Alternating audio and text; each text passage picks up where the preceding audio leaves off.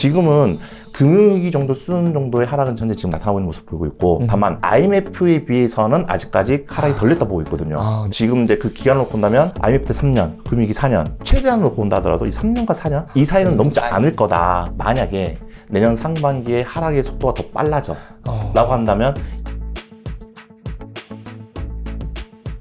지난번에 월부에 나와 주셨을 때 시장에서는 10년의 주기가 있다고 말씀 주셨어요. 10년 주기 혹시 어떤 건가요? 이제 10년 주기는 이제 제가 10년 주기를 고민했던 가장 큰 이유는 뭐냐면 부동산의 좀 타이밍을 좀 잡고 싶었어요. 왜냐면 부동산 투자를 하다 보니까 사람들은 다 입지에 대한 이야기를 하는데 실제 입지보다는 더 타이밍이 더 중요하다는 것을 저는 깨닫게 됐거든요. 네. 그 이유는 뭐냐면 아무리 입지 좋은 것도 하락장에서 가격이 떨어지더라고요.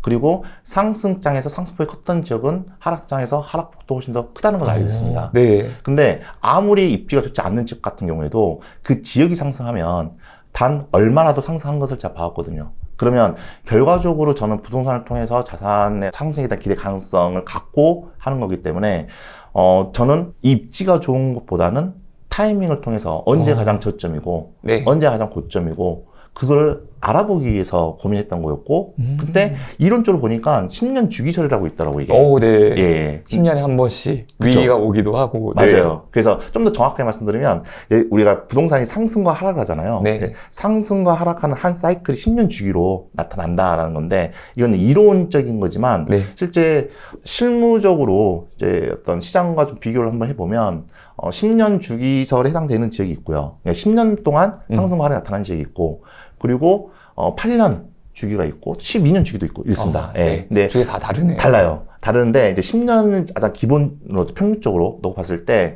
이거를 상승 구간과 하락 구간을 나눠서 말씀드리면 상승 구간 같은 경우에는 이제 가격이 어느 정도 하락을 해서 저점 바닥을 찍고 네. 그에 나서 이제 가격이 회복할 거 아닙니까? 네. 이걸 저는 이제 회복기라고 보고 있고 이거를 A 구간으로 표현하고 있습니다. 회복기를 A 구간. 예. 네. 저점을 찍고 나서 다시 좀 올라가는 반등하는 구간. 그렇죠. 네. 그렇게 해서 그리고 나서 이제 회복이 계속되면서 이제 상승폭이 확대되는 상승장이 계속 이어지는 구간. 네. 이 구간을 저는 상승 구간 내지 B 구간으로 보고 있고요. 네. 그리고 이제 정점을 찍고 다시 네. 가격이 하락할 거 아닙니까? 네. 이런 하락 구간을 저는 C 구간으로 보고 있고요. 네. 그리고 이제 하락이 되는데 이게 하락이 계속해서 하락이 되는 것이 아니라 점점 시간이 지날수록 하락폭이 줄어들기 시작합니다. 네. 그리고 또 이제 바닥점 찍기 시작하죠. 이 구간 저는 침체 구간으로 해서 D 구간을 보고 있습니다. 네. 이런 식으로 A, B, C, D 구간을 보면서 실제 지금 이 지역이 어느 정도 위치에 왔는지 대한 부분을 저는 체크를 하고 있고요. 그럼 지금은 어느 정도의 구간에 와 있다고 보면 될까요? 지금은 전국 대부분 지역이 전부 다 저는 C 구간에 저는 들어왔다 보고 있고요. 정점을 찍고 하락하는 구간을 말씀하시는 거죠? 예. 그러니까 하락장의 거의 네. 초입 내지 하락장의 초입에 좀 더 지나가면 이 정도에 전부 다 걸려있는 걸로 지금 저는 파악하고 있습니다. 그럼 10년 주기설인데 그럼 지금 상승장에서 하락장까지 걸린 기간이 얼마 정도 됐던 거예요?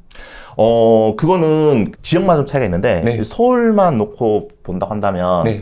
예를 들어서 서울 같은 경우에는 IMF를 좀 말씀드리면 그때 98년도부터 하락하기 시작했어요. 그래서 1년 동안 진짜 급격한 하락이 나타나거든요. 근데 회복된 시점은 2021년 하반기부터 회복이 되기 시작합니다. 네. 이제 조금 전에 말씀드렸던 것처럼 이렇게 하락폭이 크면 클수록 반등의 시점이 훨씬 더 빨라지는 하락이 클수록 반등이 빨라지나요? 빨라지죠. 왜냐하면 하락폭이 크면 클수록 가격이 예전 가격으로 돌아갔으니까. 실제 98년에서 99년 1년 동안 하락했던 하락폭이 매매 가격 추이로 놓고 본다면 1990년도까지 후퇴합니다. 이렇게. 8년, 9년 그쵸. 뒤로 가는 거네요? 예. 그러다 보니까 받는 시점이 더 빨라진, 충분히 떨어졌다. 라는 이제 인식이 이제 팽배해지기 시작하는 거죠, 사람들한테. 정말 이 정도면 그 정도 이전 가격이니까 사도 되겠다. 그쵸. 라는 심리가 만들어지는 거네요. 그러면서 그런 심리가 이제 많아지면 반등장이 빨리 오는 거고, 그런 심리가 좀 더 많지 않으면 반등 시기가 좀 더 늦게 오는 거고, 근데 급격하게 하락해서 가격이 예전의 모습을 본 사람들은 실제 지금 충분하다라는 심리가 좀 더 강해지겠죠. 네네. 그래서 그렇게 해서 이제 98년도부터 그럼 2001년도까지 한다면 3년 정도 하락을 했거든요. 네. 근데 그 이후로 2001년 하반기를 한다면 2001년도부터 시작을 해서 상승이 2008년까지 됐어요. 네. 그러면 3년 하락하고 7년 상승하거든요. 그러니까 10년 주기설인데 여기는 하락 3년, 상승 7년이 되는 거죠. 이런 식으로 뭐 지역에 따라서도 다르겠지만 그 지역 내 시점에 따라서도 좀 차이가 있습니다. 저는 이번 이제 상승장이 진짜 길었잖아요. 그러면 이번 하락장도 길지 않을까 생각을 하시는 분들도 정말 많이 있거든요. 그건 어떻게 생각을 하세요? 근데 그게 네. 그런 것 같아요. 그러니까 상장이 길었기 때문에 네. 뭐 하락장이 길 거다. 이렇게. 산이 높으면 네. 골이 깊다. 그렇죠. 이런 이야기 많잖아요. 근데 이제 저는 그게 폭에 대해서 더 중요하다 생각해요. 기간이 중요한 게 아니라. 네. 예. 예를 들어서 상승이 기록돼 있는데, 상승됐는데, 하락하는 기간이 1년 동안에 이 8년 동안 상승했던 것 중에서 한 4년치의 상승분만큼 하락을 했다 해요. 1년 기간 동안에. 네, 그 정도를 반납하게 되면. 예. 그렇게 하면 심리적으로 이제 30%, 40%, 50%까지 이게 떨어졌구나. 그럼 다시 과거로 돌아갔구나. 이 심리가 강해진다는 거죠. 네. 그렇다 한다면 매수하려고 하는 심리가 증가함으로 인해서 반등 시점이 훨씬 빨리 나타난다는 거죠. 네네. 그렇죠. 그래서 이 폭이 크면 클수록 하락장이 그만큼 짧아지는 거고 오히려 반대로 하락은 되긴 되는데 이 하락이 거의 정말 찔끔찔끔 되는 거야. 막 급격한 하락이 아니라 네. 천천히 되는 거야. 이러면 과거에 돌아가는데 시간이 더 오래 걸리겠죠. 그럼 지금 같은 경우는 거의 좀 폭락을 했던 케이스들이 좀 많은 것 같은데. 그렇죠. 그러면 오히려 반등이 더 빨라질 수도 있는 저는 개인적으로 거네요? 반등이 더 빨라질 수 있는 가능성이 크다 보고 있는 그래서. 네. 그럼 기존에 IMF 때나 금융위기 때처럼 3년에서 4년 정도 걸렸잖아요. 다시 반등하는 데까지. 이번에는 그것보다 더 짧아질 수도 있을까요?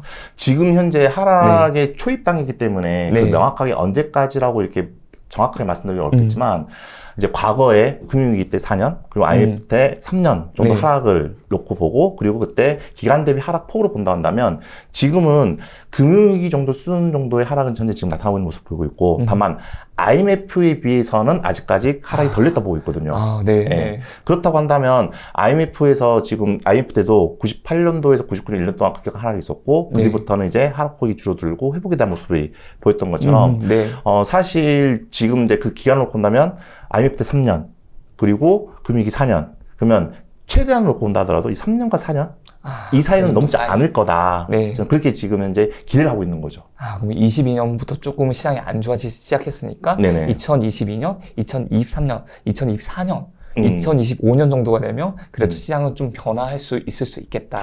그쪽에 2024년부터 5년 사이에는 변화의 모습을 볼 수 있는데 네. 근데 지금 제가 하락장 초입이라고 했잖아요. 네. 만약에 내년 상반기에 하락의 속도가 더 빨라져 라고 한다면 이 기간은 2024년 내지 2023년 하반기일 수도 있다는 거죠. 정말 빠르면. 그래서 지금 기준으로는 2024년, 2025년이라고 이렇게 말씀드리겠지만 내년 상반기 시장 상황 그게 하락폭이 커지면 커질수록 반등장은 2024년에도 나타날 수 가능성이 저는 크다고 보고 있습니다. 이것 또한 흐름을 봐야 되는 거예요. 그쵸. 네. 얼마만큼 빠지는지를 봐야지 네. 이제 그 다음 시장을 조금은 예측을 해볼 수가 있는 거네요. 네네. 앞서 부동산 시장 4단계에 대해서 좀 말씀 주셨는데 현재 서울 수도권과 6대 광역시는 지금 어떤 수준의 어떤 단계에 좀 있다고 볼 수 있을까요? 먼저 그 서울하고요. 그다음에 광주, 그다음에 부산 같은 경우는요. 2022년부터 하락장에 진입을 했고요. 그 외 나머지 광역시는 2021년부터 진입을 했습니다. 네. 진입을 했는데 뭐 2021년, 2022년 진입의 시기의 차이는 조금씩 다르다 하더라도 저는 어떤 광역시 전체적으로 놓고 봤었을 경우에는 지금 전부 다 아까 말씀드린 시구간 하락장의 초입 구간을 보고 있어요. 전부 다 거의 하락장의 초입 구간이라고 보고 시장을 좀 지켜보면 되겠네요. 그렇죠. 네. 그러면 특별히 좀 내년에 더 위험해질 곳 이런 곳들이 좀 있을까요? 기본적으로 지금 내년에 과연 거래량이 좀 증가를 할까 놓고 봤을 때 저는 현재 기조가 유지되는 한 지금 어떤 거래 실종 상황이 해소되기는 굉장히 좀 어렵지 않을까라는 생각이 들어요.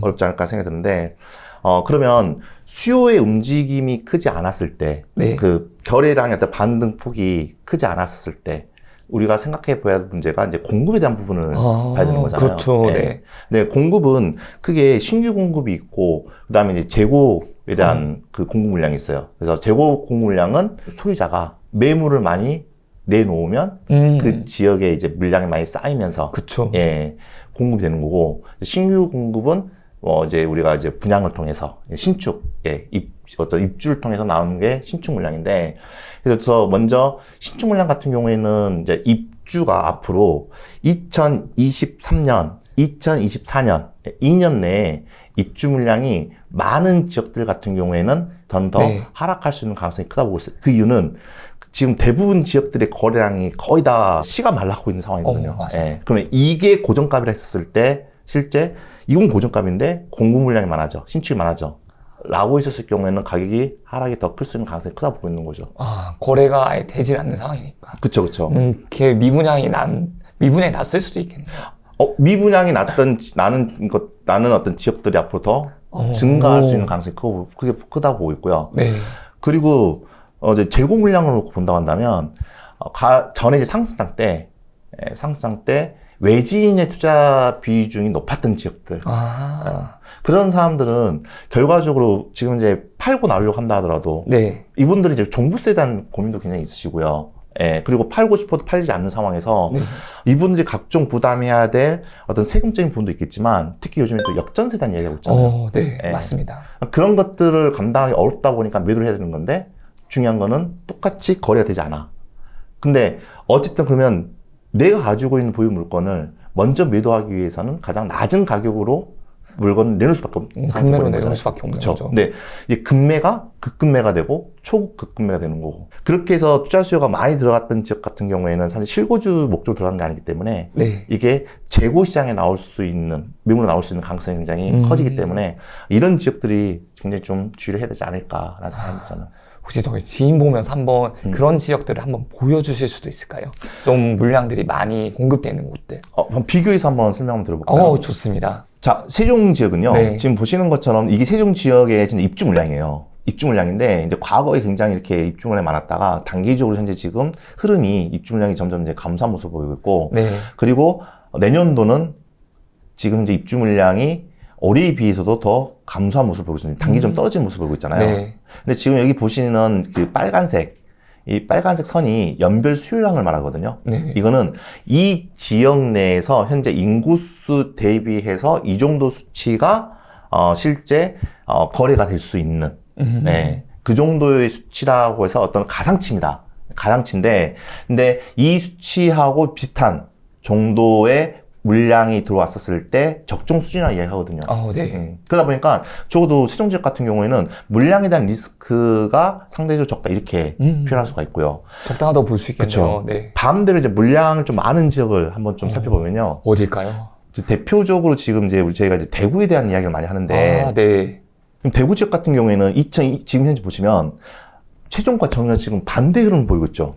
네. 지금 2019년에 정점을 찍고, 네. 그러면서 계단식으로 현재 지금 입주 물량이 많아지고 있고, 점점 연별 수요량 대비로 놓고 본다 하더라도 계속해서 그 입주량이 증가하고 있어요. 네. 근데 이게 올해의 모습이고, 내년에는 이제 연별 수요량보다도 배 이상이 많아집니다.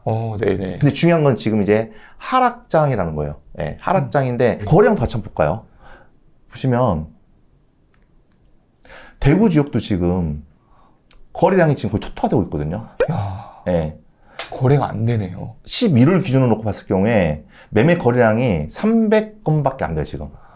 근데 여기도 매매 월 평균 거래량이 3,000건이었으니까 네. 거의 한 10분의 1 수준이에요. 와. 근데 거래량은 감소하고 있는데 네. 입주 물량은 증가하고 있다.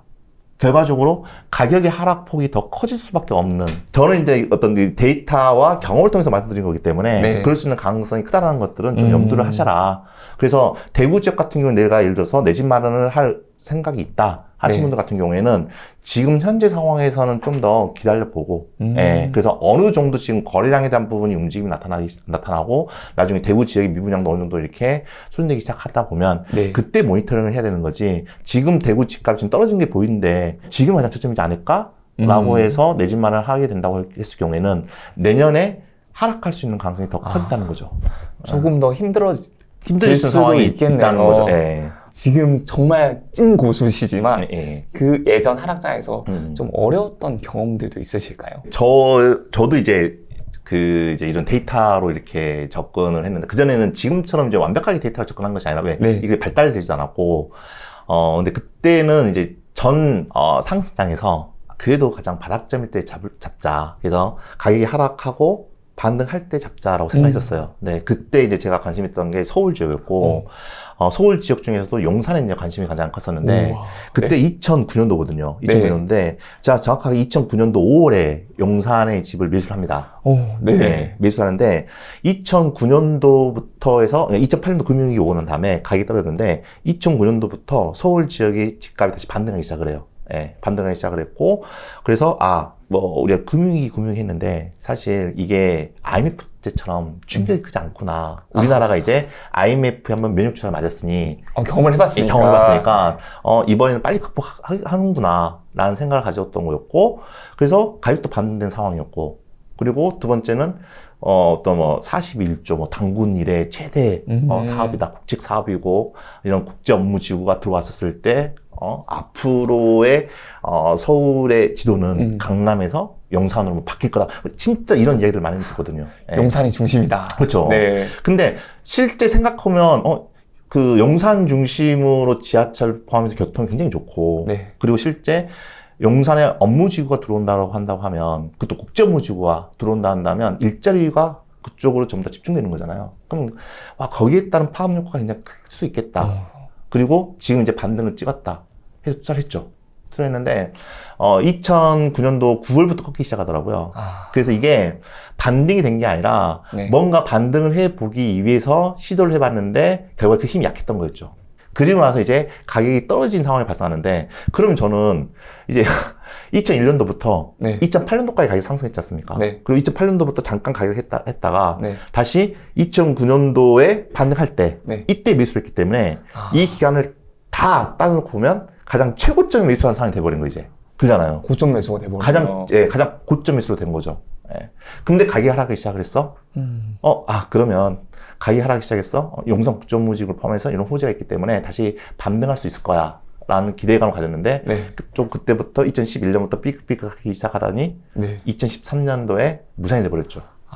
예. 그러면서, 어마어마한 그 가격 하락의 폭을 네. 제 눈으로 직접 보게 됐던 경험을 했고 여기서 이제 깨달았던 게 뭐였냐면 다행스러운 건 뭐냐면 그때는 제가 이제 금융위기가 오면서 그리고 사실 이제 하락장을 대비하기 위해서 어느 네. 정도 좀 현금화 시켰던 상황이었거든요. 예. 대비를 미리 좀 해놓으셨네요. 예. 네. 그리고 현금했던 것을 이제 매수를 하려고 해서 첫 했는데 이게 첫 단추가 이렇게 된 거죠, 이렇게. 예, 됐던 상황이다 보니까 만약에 그때 제가 현금에 보유를 하지 않았다라고 한다고 하면 그 물건뿐만 아니라 제가 가지고 있었던 물건들을 과연 보유할 수 있었을까? 다 지켜내기가 어렵다는 생각이 드는 거죠. 예. 네. 그래서 여기서 또 하나의 교훈을 얻었던 게 뭐냐면 우리가 투자를 하는 데 있어서 그 예비비가 굉장히 중요하다. 투자하는 데 예비비가 굉장히 중요하다라고 좀 네. 이때 교훈을 얻었고 지금 예비비를 굉장히 강조를 이렇게 하는데 예비비는 본인이 투자하는 금액 말고 별도로 관리를 해야 되는 돈이에요.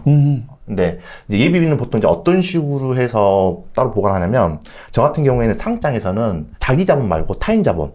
예를 들어서 내가 대출을 끌어왔든지 네. 아니면 뭐 갭 투자를 해서 전세를 세팅했다든지 그럼 전세금과 제출금은 제 돈이 아니잖아요. 네. 타인 자본이잖아요. 그럼 이 타인 자본 기준으로 해서 상장에서는 2%에서 3% 그리고 네. 하락장에서는 5%에서 10% 정도의 예비비는 꼭 확보를 하라고 저는 이야기를 한다.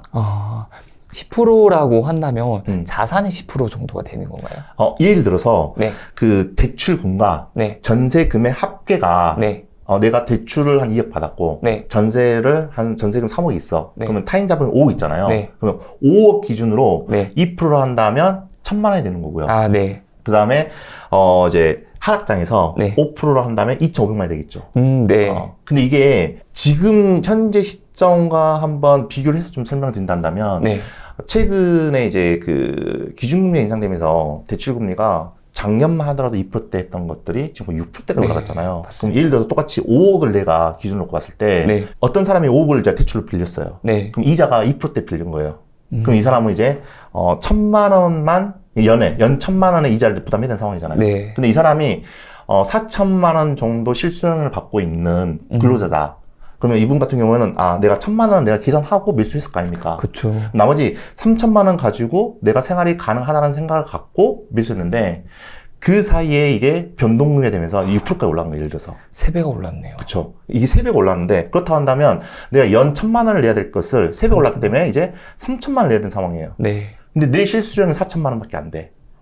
그러면 이자를 제외하면 1,000만 원 가지고 내가 생활을 해야 되는 상황이잖아요. 네. 그럼 1,000만 원 생활이 되겠냐에 대한 문제예요, 이제. 그러면 이제 둘 중에 하나를 선택해야겠죠. 어떻게든 내가 가지고 있는 물건을 팔아야겠죠. 근데 팔리지 않으면 어쩔 수 없이 경매로 강제 처분이 돼버린 상황이 발생하는 거죠. 근데 만약에 네. 이분한테 5억 기준으로 해서 네. 이제 하락장에서는 제가 5% 10%라고 말씀드렸잖아요. 네. 그럼 5%에 대한 예비만 있다고 한다고 하면 그러면 2,500만 원 예비가 확보가 된 네. 상황이잖아요.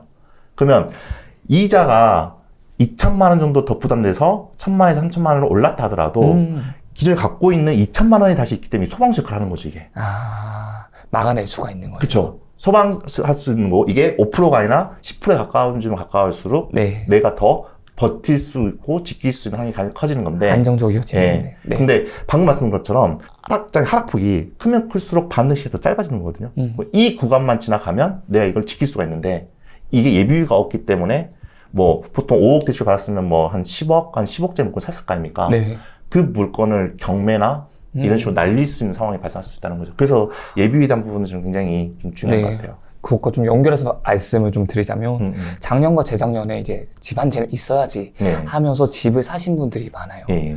근데 이제 대출 이자 부담도 있을 거고 또 집값이 내리니까 마음고생이 정말 좀 심할 것 같거든요. 네. 이제 지금이라도 이제 팔아야 하는지 이분들에게 좀 현실적으로 어떻게 하면 되는지 조언을 좀 부탁드려도 될까요? 사람들이 오해하고 있는 것 중에 하나가 뭐냐면 내가 집을 샀을 때 가격은 있는데 그 이후에 상승과 하락을 하면서 가격이 변화가 되는 거잖아요. 네. 네.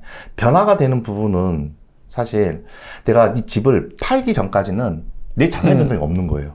나는 예를 들어서 내 어떤 집을 5억에 샀어. 네. 근데 그대로 그 뒤에 4억에 떨어졌어. 하더라도 나는 5억의 자산을 갖고 있다고 생각하시면 되는 거예요. 왜? 내가 4억 됐을 때 매도를 하면 내 자산 이력이 줄어드는 거죠. 네. 근데 이거를 버텨서 5억이 나중에 6억, 7억이 됐을 때 네. 그때 내가 매도를 한다면 내 자산은 5억에서 7억으로 증가하는 거예요. 그래서 지금 당장 하락이 됐기 때문에 이게 무섭다고 해서 매도를 하게 돼버리면 내가 상승했던 상승장 끝자락에서 샀을 때 가격 대비해서 하락폭이 큰 상황에서 매도를 해버리면 네. 손실 받은 거잖아요. 그쵸. 네. 그래서 저는 지킬 수 있는 상황이 된다고 한다면 반드시 지키는 게 맞다고 봐요. 이거 하나의 그러니까 수치의 마법에 걸리지 않았으면 좋겠어요. 그럼 만약에 진짜 좀 전에도 여배비에 대해서 말씀을 주셨는데 네. 그만큼 돈을 마련해 놓지 못하신 분들이 있을 거잖아요. 네. 겨우겨우 이제 대출금을 막으시는 분들 이런 분들도 가급적이면 그래도 막을 수 있다면 막는 게 더 좋다는 거죠. 현실적으로 막을 수 있으면 막는 게 네. 좋은데 현실적으로 불가능한 경우도 있을 거 아닙니까? 맞아요. 불가능했을 경우에는 지금 올해보다도 내년에 하락폭이 더 클 예상이 되기 때문에 오히려 지금 현재 나와 있는 매물 가격 기준으로 놓고 그 기준을 기준으로 했었을 때 그것보다 더 급매를 하더라도 지금 최대한 먼저 파는 것이 굉장히 중요하다고 생각을 해요. 예를 들어서 그 단지에 거래 하나밖에 없어. 네. 그럼 내가 1등이 돼야 된다 라는 생각으로 먼저 매도하는 것이 저는 더 왜냐면 만약에 그때 매도 못했어 근데 시간이 지났는데 대출 금액은 더 불어나고 부담은 된 상황이고 그때도 매도하려고 하다 보니까 가격이 더 떨어진 상황이야. 그리고 또 하락장이 깊어지면 깊어질수록 매도가 더 어려워지거든요. 저 매수하려는 사람들이 점점 없어지니까. 예, 그래서 본인 스스로 감당할 수 있는 상황이 되지 않았다라고 한다면 네. 진짜 눈물을 먹은 거라도 매도 타이밍을 더 빨리 가져가는 것이 굉장히 중요하다고 생각합니다. 근데 버틸 수 있는 힘이 분명히 있고 이게 네. 2년 정도만 내가 버틸 수 있는 상황이 된다라고 한다면 저는 최대한 보유를 하고 가져가라고 말씀드리고 싶어요.